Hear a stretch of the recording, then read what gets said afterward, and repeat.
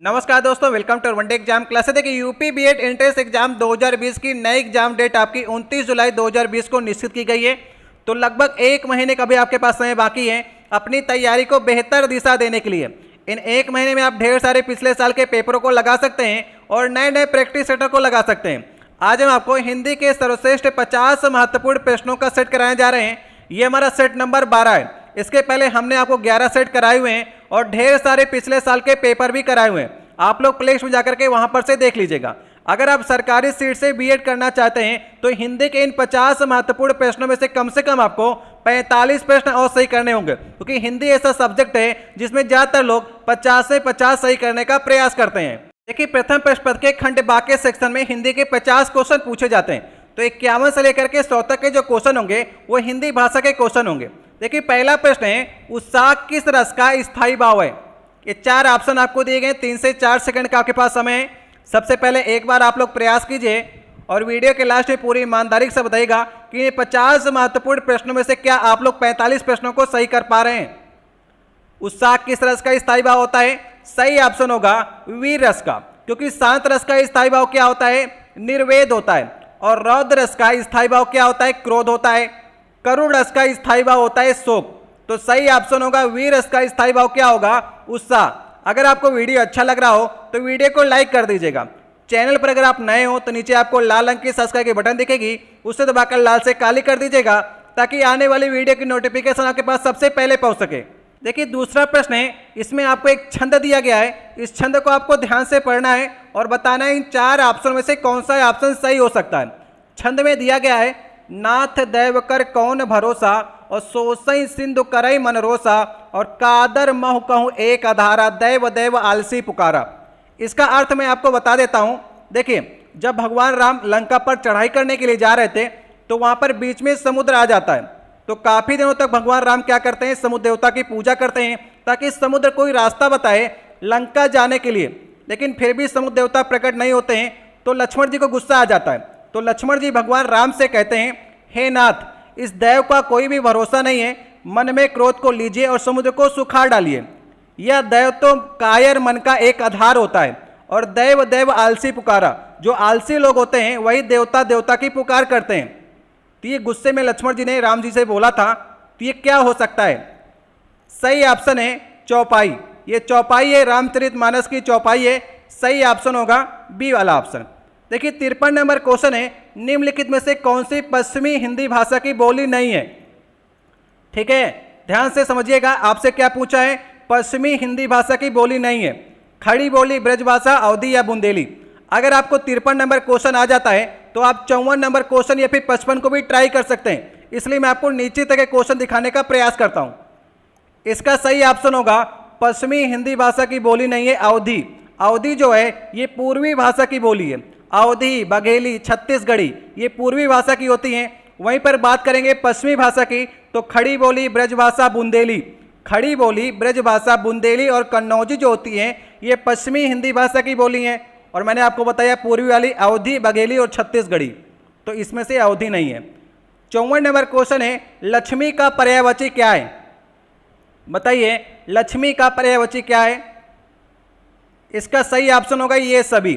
देखिए कमला भी होता है, सिंधु सुता भी होता है, रमा भी होता है, इंदिरा भी होता है, पद्मा भी होता है। तो ये सभी जो हैं वो लक्ष्मी जी के पर्यायवाची शब्द हैं। देखिए 55 नंबर क्वेश्चन है, विवाह का पर्यायवाची शब्द कौन सा है? बताइए विवाह का पर्यायवाची शब्द कौन सा हो सकता है? आप पेपर जब पढ़ते होंगे तो वहाँ पर एक पेज होता है, ऊपर लिखा होता है परिणय, मतलब विवाह संबंधित जो भी प्रस्ताव आए हुए होते हैं वो वहाँ पर दिए होते हैं। तो सही ऑप्शन हो जाएगा परिणय। ठीक है, पहला वाला ऑप्शन सही ऑप्शन है। 56 नंबर क्वेश्चन है, त्योहार का तत्सम शब्द क्या है? तत्सम मतलब होता है जो संस्कृत से आया हुआ हो। तो बताइए त्योहार का तत्सम शब्द क्या होगा? सही ऑप्शन होगा तिथिवार। जो तिथि के साथ में वार होता है उसे हम लोग क्या कहते हैं? त्योहार कहते हैं। सही ऑप्शन होगा सी वाला। कि 57 नंबर क्वेश्चन है, पंडित का विलोम शब्द क्या होता है? विद्वान, अपंडित, कुपंडित या फिर मूर्ख। बताइए। सबसे पहले आपको ये समझना होगा पंडित का अर्थ क्या होता है। पंडित का अर्थ होता है ज्ञानी या फिर विद्वान हम इसे कहते हैं। तो विद्वान तो हो गया इसका पर्यायवाची। आपसे पूछा है विलोम शब्द, तो ज्ञानी का विलोम क्या होगा? मूर्ख। तो सही ऑप्शन हो जाएगा पंडित का विलोम शब्द क्या होगा? मूर्ख। अपंडित और कुपंडित नामक कोई भी शब्द नहीं होता है। 58 नंबर क्वेश्चन है, चुलबुलापन में कौन सा प्रत्यय है? बताइए, चुलबुलापन में कौन सा प्रत्यय होगा? प्रत्यय हमेशा पीछे लगता है और उपसर्ग कहाँ लगता है? आगे की ओर लगता है। तो आप बताइए, पीछे आपको कुछ जुड़ा हुआ नजर आ रहा है? चुलबुला के पीछे आपको पन लगा दिया गया, तो सही ऑप्शन होगा दूसरा, पन जो है ये प्रत्यय है। देखिए 59 नंबर क्वेश्चन है, दुशासन की सही संधि विच्छेद क्या होगी? बताइए, दुशासन की सही संधि विच्छेद क्या हो सकती है? दुशासन में विसर्ग संधि है, इसलिए सही ऑप्शन होगा पहला वाला ऑप्शन, दुह प्लस शासन। देखिए अगर विसर्ग के पहले कोई भी स्वर आता है, स्वर में आप देख सकते हैं ऊ की मात्रा आई है, और उसके बाद में विसर्ग के बाद में अगर आपको तालब सा नजर आता है, या फिर चा नजर आता है, या फिर आपको छा नजर आता है, तो विसर्ग चेंज होकर के आधा तालब सा में चेंज हो जाता है। वही आप यहाँ पर देख रहे हैं, आपको ये तालब सा मिला है विसर्ग के बाद में, तो यहाँ पर एक सा एक्स्ट्रा और आ जाएगा। जैसे निश्चित होता है ना, निह प्लस चिंत होता है, तो निश्चित बन जाता है। बीच में आपको तालब वाला सा नजर आता है ना, तो वहां पर क्या आया? विसर्ग के बाद में चा आया ना। मैंने आपको 3 लेटर बताए, कौन कौन से? तालब सा, चा और छा। अगर ये विसर्ग के बाद आएंगे तो वहां पर विसर्ग चेंज होकर के आधा सा में चेंज हो जाएगा। ये बात आपको ध्यान रखनी है। पहला वाला ऑप्शन सही ऑप्शन है। देखिए 60 नंबर क्वेश्चन है, दाल रोटी में कौन सा समास है? द्वंद्व समास, द्विगु समास, तत्पुरुष समास, या फिर कर्मधारय समास? दाल और रोटी, दाल और रोटी आप देख रहे हैं दोनों पद प्रधान है, इसलिए सही ऑप्शन होगा द्वंद्व समास। ठीक है, ए वाला ऑप्शन सही ऑप्शन होगा। 61 नंबर क्वेश्चन है, किसी मत का सर्वप्रथम प्रवर्तन करने वाले को क्या कहा जाता है? अगर कोई मत दिया गया है, उसको सबसे पहले जो देता है उसका नाम आप क्या कहेंगे? उसे कहेंगे आप आदि प्रवर्तक कहेंगे। जो सबसे पहले देता है उसे कहते हैं आदि प्रवर्तक, मतलब जो पहले बनाया प्रवर्तक था। सही ऑप्शन होगा पहला। देखिए 62 नंबर क्वेश्चन है, मधुशाला के रचयिता कौन है? बताइए, मधुशाला किसकी रचना है? सही ऑप्शन होगा हरिवंश राय बच्चन जी की रचना है। देखिए मधुशाला, मधुबाला और मधुकलश, इन तीनों में मधु लगा है ना। मधुशाला, मधुबाला और मधुकलश, ये तीनों आपकी हरिवंश राय बच्चन जी की रचना है। 63 नंबर क्वेश्चन है, हिंदी वर्णमाला में आयोग वाक्य की संख्या कितनी है? अगर आपने हिंदी वर्णमाला को अच्छे से पढ़ा होगा तो वहां पर आपने अयोग वाह भी पढ़ा होगा। इसका अर्थ होता है जो बिना किसी योग के वहन करता है उसे कहते हैं अयोग वाह, और इनकी संख्या जो है वो 2 निश्चित की गई है। सही ऑप्शन होगा सी वाला। एक आपका अंग होता है, एक आपका आहा होता है। ये स्वरों में आप पढ़ते होंगे, लेकिन ये स्वर भी नहीं है और व्यंजन भी नहीं है। जो बिना किसी योग के वहन करता है, स्वर में भी वहन कर सकता है और व्यंजन भी जा सकते हैं, इसलिए इन्हें कहते हैं अयोगवाह। ठीक है, ये अनुसार होता है और ये विसर्ग होता है, तो 2 ही आपके अयोगवाह होते हैं, याद रखिएगा। सही ऑप्शन है सी वाला। आप लोग कमेंट बॉक्स में ये लिखिएगा कि स्वरों की संख्या कितनी मानी गई है। स्वरों की संख्या कितनी मानी गई है, कमेंट बॉक्स में आप लोग उत्तर दीजिएगा। देखिए 64 नंबर क्वेश्चन है, राष्ट्रभाषा कहलाती है। ये 4 ऑप्शन है, इन्हें आप लोग पढ़िए और बताइए राष्ट्रभाषा के लिए सही ऑप्शन कौन सा होगा। राष्ट्रभाषा मतलब होता है राष्ट्र की भाषा, तो डी वाला ऑप्शन सही ऑप्शन है। बहुसंख्यक देशवासियों द्वारा प्रयोग की जाने वाली जो भाषा होती है उसे कहते हैं हम लोग राष्ट्रभाषा। 65 नंबर क्वेश्चन है, बीजक के रचयिता कौन है? आपको रचना पर खास करके ध्यान देना होगा, और जो फेमस रचनाएं हैं उनको तो याद करके ही जाइएगा आप लोग। बीजक, देखिए साखी, शबद, रामायणी, ये तीनों आपकी बीजक के अंतर रखी गई हैं, जो किसकी हैं? आपकी कबीर दास जी की हैं। ठीक है, सही ऑप्शन होगा पहला वाला ऑप्शन। विनय पत्रिका किसकी कृति है? विनय पत्रिका किसकी कृति है?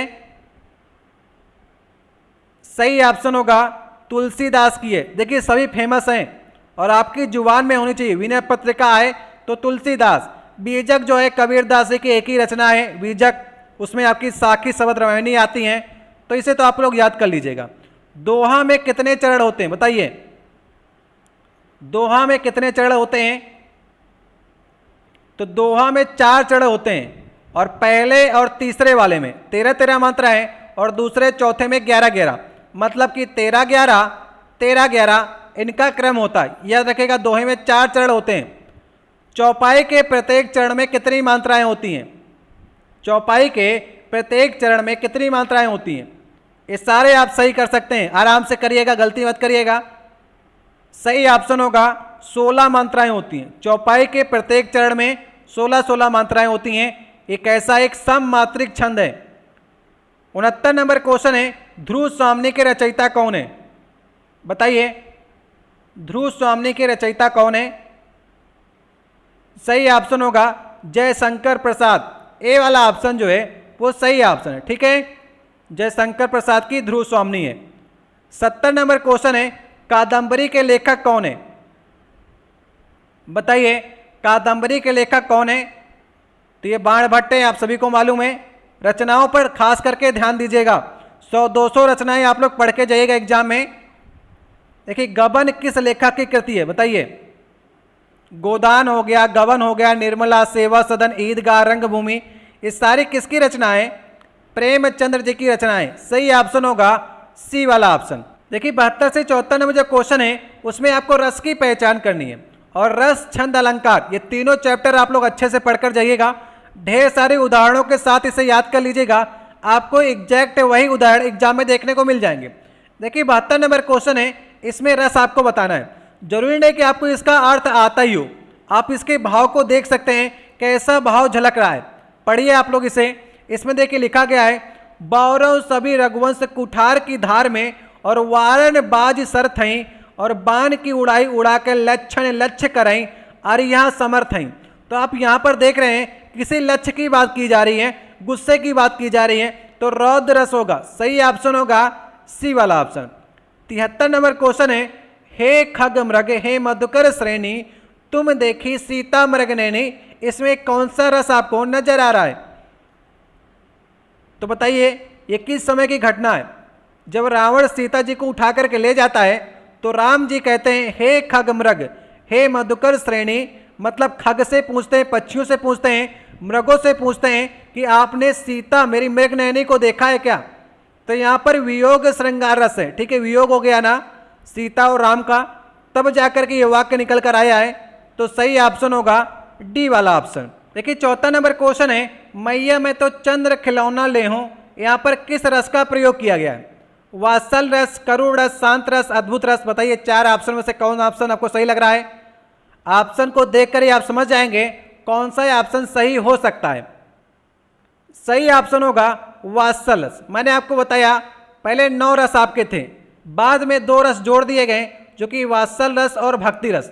वात्सल रस और भक्ति रस जो हैं वो श्रृंगार रस के घेरे के अंदर आ भी जाते हैं, तो यहाँ पर वात्सल रस होगा, जिसका स्थायी भाव क्या होता है? वात्सल रति होता है। देखिए, 75 नंबर क्वेश्चन है, निम्नलिखित रूपों में से सही वर्तनी का चुनाव करना है। बताइए, सही वर्तनी कौन है? साहित्यकार आप कैसे लिखेंगे? ABCD को देखिए और बताइए साहित्यकार आप कैसे लिखेंगे? सही ऑप्शन होगा सी वाला ऑप्शन। साहित्यकार आप ऐसे लिखेंगे। ठीक है, जैसे सी वाले ऑप्शन में लिखा गया।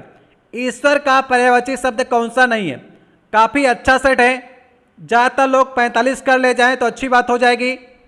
ठीक है, प्रयास करिएगा आप लोग, अच्छा से अच्छा स्कोर करने का प्रयास करिएगा। आराम से अगर आप कर रहे होंगे तो आप सारे प्रश्नों को सही कर सकते हैं। ईश्वर का पर्यायवाची शब्द कौन सा नहीं है? तो जीवेश भी होता है, जगदीश भी होता है, परमात्मा भी होता है। सही ऑप्शन होगा डी वाला ऑप्शन, जीवनोदक। जीवनोदक जो होता है ना, ये ईश्वर का पर्यायवाची शब्द नहीं है। ये किसका होता है? ये अमृत का होता है। अमृत, सुधा, अमी। ठीक है, जीवनोदक जीवन देने वाली, तो औषधि होती है वो अमृत होती है, सुधा होती है। ईश्वर का पर्यायवाची नहीं है, डी वाला ऑप्शन। ठीक है, 77 नंबर क्वेश्चन है, कमल का पर्यायवाची इसमें से कौन सा सही नहीं है? आपसे क्या पूछा गया? नहीं है। ठीक है, तो बताइए कमल का पर्यायवाची इसमें से कौन सा नहीं है? सतदल, सरोरु, उत्पल और जलद। थोड़ा सा कंफ्यूजन होगा आप लोग को। सही ऑप्शन होगा जलद। जलद जो होता है ये कमल का पर्यायवाची नहीं है, ये बादल को कहते हैं। जल के बाद में जो जल के पर्यायवाची होते हैं ना, उसके लास्ट में अगर आप द लगा देते हैं तो बादल का बन जाता है। लेकिन अगर आप उसके लास्ट में ज लगा देते हैं, जैसे जलज, अगर यहां पर जलज होता, जलज, लास्ट में आप जल लगाएंगे ना तब जाकर कमल का प्रयोज्य होगा। जैसे होता है पंकज, जलज, नीरज, तो ये सारे के सारे जो होते हैं वो कमल के प्रयोज्य होते हैं। तो इसमें से कौन सा नहीं है? जलद। ये किसका है? बादल का प्रयोज्य है। 78 नंबर क्वेश्चन है, शक्ति का उपासक के लिए एक शब्द आपको चूज करना है। जो शक्ति का उपासक हो उसे आप क्या कहेंगे? सही ऑप्शन होगा शाक्त। शाक्त जो होता है वो शक्ति का उपासक होता है। 79 नंबर क्वेश्चन है, राजेश किस प्रकार की संधि का उदाहरण है? राजेश में कौन सी संधि होगी? आप अगर इसे विच्छेद करेंगे तो राजा प्लस ईस ये होता है, राजा प्लस ईस बराबर होता है राजेश। तो यहां पर गुण स्वर संधि होगी। गुण जो संधि होती है वो स्वर संधि होती है। सही ऑप्शन हो जाएगा ए वाला ऑप्शन। आ और ई मिलकर के ए में चेंज हो जाता है तो वहां पर राजेश हो जाता है। ठीक है, देखिए 80 नंबर क्वेश्चन है, दिन अनुदिन में कौन सा समास है? बताइए। अव्ययी भाव समास, कर्मधारय है, तत्पुरुष या फिर द्वंद्व समास? समझिए, अर्थ को समझिए। दिन के बाद दिन, इसका अर्थ होता है दिन के बाद दिन। तो यहां पर अव्ययी भाव समास है, पहला पद प्रधान है, दिन के बाद दिन, इसलिए अव्ययी भाव समास होगा। 81 नंबर क्वेश्चन है, नारीर कोनो देश नहीं किस प्रसिद्ध महिला लेखिका की रचना है? इंपॉर्टेंट, काफी इंपॉर्टेंट क्वेश्चन है, बहुत बार रचनाएं पूछी गई है। किसकी रचना है? नारीन कोनो देश नहीं, मतलब कि औरत का कोई भी देश नहीं होता है। ये किसकी रचना है? सही ऑप्शन होगा तस्लीमा नसरीन की रचना है। ये बांग्लादेश की लेखिका है, याद रखिएगा। ठीक है, ए वाला ऑप्शन सही ऑप्शन है। देखिए 82 नंबर क्वेश्चन है, भूपाल पालो भूपति बदनेश नंद सुजाने, इस पद में किस छंद का प्रयोग किया गया है? देखिए मैंने आपको कई बार बताया कि रस छंद अलंकार आपको अच्छे से पढ़ करके जाने। आपको ये मालूम होना चाहिए कि हर गीतिका, छप्पे, कविता, सवैया में कितने कितने वर्ण या फिर कितनी कितनी मात्राएं होती हैं। हर गीतिका में 28 मात्राएं होती हैं प्रत्येक पद में, और गीतिका में 26 मात्राएं होती हैं। छप्पे जो होता है वो रोला प्लस उल्लाला होता है, और कविता और सवैया जो है ये वार्णिक छंद है, जिसमें आपको 31 से लेकर 33 वर्ण तक मिलेंगे किसी पद में, और सवैया में 22 से लेकर के 26 तक मिलेंगे। तो सबसे पहले हम लोग वार्णिक को गिन लेते हैं, कितने इसमें वर्ण आपको नजर आ रहे हैं? 3 3 6 4 10, 10 4 14, 2 16, 4 20, तो टोटल इसमें 20 वर्ण आपको नजर आ रहे हैं। कवित्व तो हो नहीं सकता, सवैया हो नहीं सकता, क्योंकि 31 से 33 और 22 से 26 में आपको मिल नहीं रहे। और छप्पे मैंने आपको बताया रोला प्लस उल्लाला, अगर आपसे छप्पे पूछना होगा तो इसका बड़ा से पद इसे आपको देना पड़ेगा, तो छप्पे हो नहीं सकता। सही ऑप्शन होगा हर गीत का। हर गीत का में 28 मात्राएं होती हैं। तो चलिए गिन लेते हैं 28 मात्रा होगी कि नहीं होगी। देखिए दीर्घ वाले में 2 मात्राएं होती हैं और लघु वाले में 1 मात्रा होती है। तो भूपाल में आपको 5 मात्राएं मिलेंगी, और पालव में आपको 4 मात्राएं मिलेंगी, भूपति में आपको 5 मात्राएं मिलेंगी, और बदनेश में भी आपको 5 मात्राएं मिलेंगी। नंद में देखिए, नंद जो है ना, ये नंद में संयुक्त स्वर संयुक्त जो व्यंजन होता है इसमें लघु होता है, लेकिन उसके पहले वाला जो वर्ण होता है ना, उसमें दीर्घ होता है। ये बात याद रखिएगा, संयुक्त व्यंजन के पहले वाला जो व्यंजन होता है उसमें दीर्घ होता है और इसमें लघु होगा। तो दोनों को मिला करके इसमें 3 बनेंगे। ठीक है, सुजान, सुजान में आपको 4 मिलेंगे और है में आपको 2 मिलेंगे। तो इनको गिन लीजिए, 5 4 9 और 9 5 14, 14 4 18 19, 19 3 22 और 22 4 26 और 26 2 28। तो आपको 28 इसमें टोटल मात्राएं मिलेंगी, और मैंने आपको बताया हर गीतिका में 28 मात्राएं होती हैं। 83 नंबर क्वेश्चन है, शांति दूत में कौन सा समास है? शांति दूत, शांत के लिए दूत या फिर शांति का दूत। तो यहां पर आपको तत्पुरुष समास नजर आएगा। सही ऑप्शन होगा सी वाला। देखिए इसमें जैसे आपको पहचान करनी कौन सा छंद है, 3 सारे क्वेश्चनों को आप लास्ट में प्रयास कीजिएगा। आपके पास 3 घंटे का समय होता है, 50 क्वेश्चन आपके हिंदी के होते हैं, 50 समान ज्ञान क्वेश्चन। अगर आप एग्जाम में लगाने के लिए बैठेंगे, ये दोनों क्वेश्चन आपके 50-50 क्वेश्चन 1.5 घंटे में हल हो जाएंगे, और 1.5 घंटे का जो आपका समय होता है वह एक्स्ट्रा समय होता है। उसी समय में आपको क्या करना है, इसको अच्छे से गिनना है कि क्या हो सकता है। ये लास्ट के समय आपको डिसाइड करना होता है। 84 नंबर क्वेश्चन है, आजन में कौन सा समास है? बताइए। आजन्म में कौन सा समास है?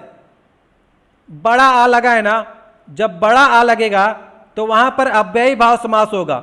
आजन्म मतलब कि जन्म से लेकर के, ठीक है। अगर यहीं पर आजन्म होता, छोटा आ के साथ में जन्म लिखा होता, आजन्म, आजन्म मतलब होता है जिसका जन्म ना हुआ हो, वहां पर नज समास होता है, ठीक है, याद रखिएगा। अगर छोटा लगेगा तो आजन्म ऐसे आपको लिखेंगे, जैसे अगोचर होता है ना, अगोचर, तो वहां पर नज समास होता है। अचल, तो जहां पर भी छोटा आएगा वहां पर नज समास, और जहां पर बड़ा लगेगा वहां पर अव्ययी भाव समास होता है। 85 नंबर क्वेश्चन है, कौन सा योग रूढ़ शब्द है? बताइए कौन सा योग रूढ़ शब्द है? देखिए रूढ़ होता है एक आपका यौगिक होता है और तीसरा होता है योग रूढ़। आपसे पूछा है तीसरा वाला योग रूढ़। रूढ़ ऐसे शब्द होते हैं जिसका खंडन नहीं किया जा सकता। जैसे दिन लिखा है ना, इसको आप खंडन नहीं कर सकते हैं, इसे आप काट करके नहीं ले सकते हैं। जैसे चावल हो गया, चावल का आप खंडन नहीं कर सकते हैं कि चा प्लस वल कर लें, इसका कोई अर्थ ही नहीं निकलेगा। तो ये रूढ़ शब्द हो गए जिसे आप खंडन नहीं कर सकते। और यौगिक कौन से शब्द होते हैं जिसका आप खंडन कर सकते हैं? जैसे दयानिधि, दया प्लस निधि, इसका आप खंडन कर सकते हैं, तो ये यौगिक हो गया। और आपसे क्या पूछा है? योग रूढ़। योग रूढ़ ऐसे शब्द होते हैं जिनका कोई तीसरा अर्थ निकलता है, जैसे कि पीतांबर, पीला वस्त्र धारण करने वाले अर्थात श्री कृष्ण। तो तीसरा अर्थ निकालने वाला आपको इसमें से चूज करना है। सही अर्थ होगा पंकज। पंकज जो होता है हम लोग कमल को कहते हैं, तो ये तीसरा अर्थ निकल रहा है ना इसमें, तो ये होगा योग रूढ़। सही ऑप्शन हो जाएगा पहला वाला ऑप्शन। पानी क्या हो जाएगा? पानी को आप डिवाइड नहीं कर सकते ना, बीच से अलग नहीं कर सकते, खंड नहीं कर सकते, तो ये रूढ़ होगा। दयानिधि, दया प्लस निधि को आप अलग अलग कर सकते हैं, तो ये यौगिक होगा। विशाल प्लस काय, विशाल काय को आप अलग अलग कर सकते हैं, तो ये यौगिक होगा, ये रूढ़ होगा, और ये आपका योग रूढ़ है। सही वाला ऑप्शन होगा ए वाला ऑप्शन। देखिए 86 नंबर क्वेश्चन है, जो आंखों से ना देखा जा सके उसके लिए एक शब्द का आपको चूज करना है। जो आंखों से ना देखा जा सके उसे कहते हैं अगोचर। सही ऑप्शन होगा बी वाला ऑप्शन। यहां पर कौन सा समास होगा? तो न समास होगा, यहां पर आ लगा है ना, ठीक है। 87 नंबर क्वेश्चन है, ढिंडोरा पीटने का मुहावरे का सही अर्थ आपको बताना है। बताइए ढिंडोरा पीटने का सही अर्थ क्या होगा? मतलब प्रचार करना। सही ऑप्शन होगा बी वाला ऑप्शन। ढिंडोरा पीट कर क्या करते हैं आप? प्रचार करते हैं। 88 नंबर क्वेश्चन है, तूती बोलने का सही अर्थ क्या होगा? तूती बोलना, तूती बोलना मतलब होता है रौब होना, रौब से बात करना, ठीक है। सही ऑप्शन होगा पहला वाला। देखिए नेक्स्ट क्वेश्चन है, कलम के सिपाही पुस्तक के लेखक कौन है? प्रेमचंद, अमृत राय, अमृतलाल नागर या फिर कमलेश्वरम, ठीक है। देखिए यहां पर आपको दोनों ऑप्शन देगा, प्रेमचंद्र भी देगा और अमृत राय भी देगा। सही ऑप्शन कौन सा होगा? सही ऑप्शन होगा अमृत राय। अमृत राय जो थे वो प्रेमचंद्र के सुपुत्र हैं, और इन्होंने कलम का सिपाही जो लिखा है वो प्रेमचंद्र के ऊपर ही लिखा है, ठीक है। कलम का सिपाही किसे कहा गया है? तो प्रेमचंद्र को कहा गया है, लेकिन लिखा किसने इस पुस्तक को? अमृत राय ने लिखा है। सही ऑप्शन होगा बी वाला ऑप्शन। 90 नंबर क्वेश्चन है, शुद्ध वाक्य का आपको चयन करना है। चारों ऑप्शन को पढ़िए और बताइए सही ऑप्शन इसमें से आपको कौन सा नजर आ रहा है। पाठ पढ़कर कल आइए, इसमें आपको बताना है कैसे आप इसे सही करेंगे।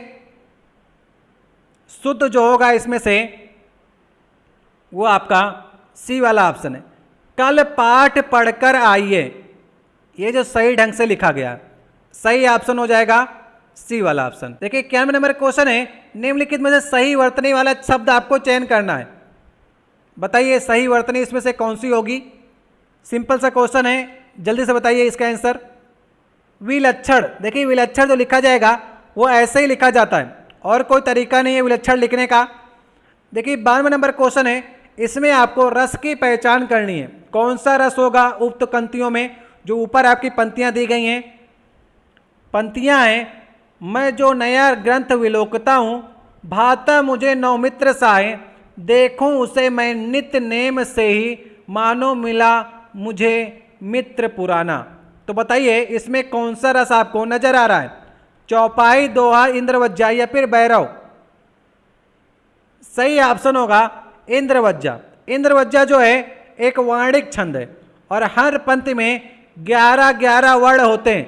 वर्णों को गिनना काफ़ी आसान है, आप आसानी से गिन सकते हैं प्रत्येक पंक्ति में कितने कितने वर्ण हैं, और 11-11 आपको वर्ण मिल जाए तो समझिए इंद्रवज्जा है। चलिए गिनते हैं। देखिए यहाँ पर 1 2 2 4 2 6 6 4 10 1 11 11 मिल गए। यहाँ पर देखिए गलती की गई, दूसरे वाले लाइन में यहाँ पर मुझे के बाद 100 लगता है। अगर आप इसे कहीं पर देखेंगे तो यहाँ पर आपको 100 लगा नजर आएगा, तो एक यहाँ पर वर्ड छोड़ दिया गया है, इसलिए इसमें 10 आपको मिलेंगे और 100 लगा लेंगे आपको 11 मिल जाएंगे। फिर नीचे वाले गिन लीजिए, 2 2 4 1 5 5 2 7 7 2 9 और 9 2 11, इसमें भी 11 हो गए। 2 2 4 2 6 2 8 3 11, तो सब में आपको 11-11 नजर आएंगे, तो वहां पर आपका इंद्रवज्जा होता है। एक वर्णिक छंद है, इसमें आपको वर्ण गिनने होते हैं, ना कि आपको मात्राएं गिननी होती हैं। ठीक है, याद रखिएगा आप लोग। 93 नंबर क्वेश्चन है, ये देखिए आपको पंक्तियां दी गई हैं, इसमें आपको पहचान करना है कि कौन सा सही हो सकता है, सवैया, दोहा, कुंडलियां या फिर चौपाई। बताइए, पढ़िए, आप इसे थोड़ा बड़ा लिखा गया है, आराम से आप इसे देख सकते हैं या फिर आप इसे पहचान भी सकते हैं कि क्या हो सकता है ये। सोवे कित चकोर तू सफल करे किन नयन, और 4 दिन की चांदनी फिर अंधेरी रैन। तो यहां पर जो है ये कुंडलियां हैं, जो ऊपर का मैंने आपको पढ़ के सुनाया ना, ये दोहा है। दोहा, दोहा प्लस रोला, इन दोनों को मिलाया गया, दोहा प्लस रोला को मिलाया गया है तो कुंडलियां बनती हैं। याद रखिएगा, दोहे में 13-11 मात्राएं होती हैं और कुंडलियों में प्रत्येक चरण में 24 मात्राएं होती हैं, 11-13 से। ठीक है, तो यहाँ पर कुंडलियां हैं। ऊपर वाला दो ये लाइन जो आपको दिख रही है ये दोहा है, नीचे वाला रोला है, तो दोहा प्लस रोला मिलाकर के कुंडलियां बनती है। देखिए 94 नंबर क्वेश्चन है, भारत भारती किसकी रचना है। बताइए, भारत भारती किसकी रचना है। जैसे कुंडलियों के कुछ उदाहरण होते हैं, उन्हें आपको याद करने होते हैं। 2-3 उदाहरण अगर आप याद कर लेंगे तो आपको एग्जाम में देखने को मिल जाएंगे। ये काफ़ी बार कुंडलियों का उदाहरण पूछा जाता है, फेमस उदाहरण था, इसलिए आपको डायरेक्ट इसका आंसर सही करना होता है। भारत भारती किसकी रचना है, सही ऑप्शन है मैथिली शरण गुप्त की रचना है। चंद्रकांता किसकी कृति है, बताइए चंद्रकांता किसकी कृति है, तो ये देवकी नंदन खत्री की कृति है। सही ऑप्शन होगा सी वाला ऑप्शन। ये सिंपल से प्रश्न है, इसे आपको सही करना ही होता है। 96 से 98 तक को क्वेश्चन होंगे, उसमें आपको शुद्ध का चयन करना है, जो शुद्ध वाक्य है उनका चयन करना है। चलिए 96, 97, 98 मैंने आपको तीनों लगा दिए हैं, आसानी से सॉल्व करिए। 96, 97, 98। पहले 96 की बात करते हैं, लड़कियों को जाने दो। इसमें आपको शुद्ध की पहचान करनी है कि शुद्ध कैसे आप इसे करेंगे। सही ऑप्शन होगा लड़कियों को जाने दो। यहां पर लड़कियां लिखा गया है और होता है लड़कियों, बहुवचन होता है लड़की का, लड़कियों को जाने दो। ठीक है, सही ऑप्शन होगा ए वाला ऑप्शन। जैसा वाक्य होगा ना वैसे आपको चेंज करना है, लड़कियों को जाने दो। ठीक है, 97 को ट्राई कीजिए। आपके आभारी हम सदा रहेंगे, मतलब आभारी हम सदा रहेंगे, इसको बताइए कैसे आप लिखेंगे। सही ऑप्शन होगा पहला वाला, हम सदा आपके आभारी रहेंगे। आपके नहीं लगा है तो हम सदा आभारी रहेंगे, ये सही ऑप्शन हो जाएगा पहला वाला। ठीक है, चलिए 98 प्रयास कीजिए। नदियों बह रही है, तो नदियों नहीं होता है, क्या होता है बताइए, क्या होता है, नदियां होता है, तो नदियां बह रही हैं। सही ऑप्शन हो जाएगा पहला वाला। सारे सिंपल थे, 3 नंबर आपको बिल्कुल फ्री मिल जाते हैं, बिल्कुल सिंपल प्रश्न थे। अब देखिए 99 और 100 नंबर जो क्वेश्चन है वो भी रचना संबंधित क्वेश्चन है। रचना काफी क्वेश्चन में आपके पूछे गए हैं। कोसी की घटवार या फिर कोसी का घटवार किसकी रचना है। सही ऑप्शन क्या हो सकता है, कोसी का घटवार, ये प्रसिद्ध कहानी है शेखर जोशी की। इंपॉर्टेंट क्वेश्चन है, याद कर लीजिएगा। ठीक है, कोसी की घटवार शेखर जोशी की। देखिए 100 नंबर क्वेश्चन है, आज का लास्ट क्वेश्चन होगा, मतलब कि 50 नंबर क्वेश्चन होगा आज का। मेरो मन आनत कहाँ सुख पावे, इस पंथ में किस रस का प्रयोग किया गया है। श्रृंगार रस, वीर रस, शांत रस या फिर भयानक रस। इसकी पूरी पंथ ये है, मेरो मन आनत कहाँ सुख पावे, जैसे उड़ जहाज को पंछी पुन जहाज पर आवे, मेरो मन आनत कहाँ सुख पावे। तो ये सूरदास जी की लाइनें हैं, ये भगवान के प्रति श्रद्धा है कि मेरा मन जो है वो कहीं और सुख नहीं पाता है आपके अलावा। जैसे जहाज का जो पंछी होता है वो उड़ करके कहीं और चला जाए, लेकिन ठिकाना उसे कहाँ मिलेगा, फिर से जहाज पर ही मिलेगा, क्योंकि चारों तरफ समुद्र है और समुद्र में तो रुक नहीं सकता है, तो रुकना होगा। अगर थक जाएगा तो उसे फिर से जहाज पर विश्राम करने के लिए आना ही होगा। उसी प्रकार मेरा मन है, ये कहीं भटक जाए लेकिन उसे शांति कब प्राप्त होती है, सुख कब प्राप्त होता है, जब आपकी भक्ति में लगते हैं। तो यहाँ पर शांत रस है, ठीक है, शांत का भाव है ना, मेरे मन आनंद कहाँ सुख पावे, एक शांति दिखाई पड़ रही है, इसमें आपका निर्वेद होता है। जैसे कि एक और कबीरदास जी का उदाहरण है, मन रे तन कागज का पुतला, तो यहाँ पर भी आपका शांत रस होता है। उसी प्रकार से यहाँ पर भी शांत रस है, सही ऑप्शन होगा सी वाला। कि यहीं से हमारी 50 प्रश्नों की श्रृंखला का एंड होता है। ये बेहतरीन प्रश्न है और आपका स्कोर कितना हुआ है कमेंट बॉक्स में अवश्य लिखने का प्रयास कीजिएगा। अगर आपने 40 स्कोर किया है तो आपका स्कोर अच्छा समझा जाएगा, और अगर आपने 45 करने का प्रयास किया है, जैसा कि हमने आपको शुरुआत में कहा था, अगर आप 45 पर सही करते हैं तो आप एक अच्छे स्टूडेंट की श्रेणी में आएंगे। ठीक है, 40 तो देखिए सभी सही कर सकते थे, लेकिन जो 45 सही करेगा उसी की स्कोरिंग अच्छी मानी जाएगी। मैंने आपको कई बार बताया है कि आपको रचनाओं पर ध्यान देना है। ढेर सारी रचनाएं इस समय आप लोग पढ़िए, और रस छंद अलंकार इनके अच्छे से आपको उदाहरण सहित आप याद कर लीजिएगा। आपको एग्जाम में जो उदाहरण आप इस समय पढ़ेंगे आपको वहाँ पर नजर आ जाएगा। आपके पास पर्याप्त समय होता है 3 घंटे का, आराम से चेक करिएगा कौन सा रस है, कौन सा छंद है, कौन सा अलंकार है। इससे आपके प्रश्नों की संख्या ज़्यादा हो सकती है सही होने की। ठीक है, स्कोर कार्ड अपना बताइएगा कितना स्कोर हुआ, और आपको हमारा सेट कैसा लगा कमेंट बॉक्स में बता सकते हैं। अगर आप एग्जाम तक लगातार इसी प्रकार की प्रैक्टिस करना चाहते हैं तो कमेंट बॉक्स में आप कह सकते हैं, हम आपको ढेर सारे इसी प्रकार प्रैक्टिस सेट कराते रहेंगे। चलिए मिलते हैं नेक्स्ट वीडियो में, बहुत बहुत धन्यवाद।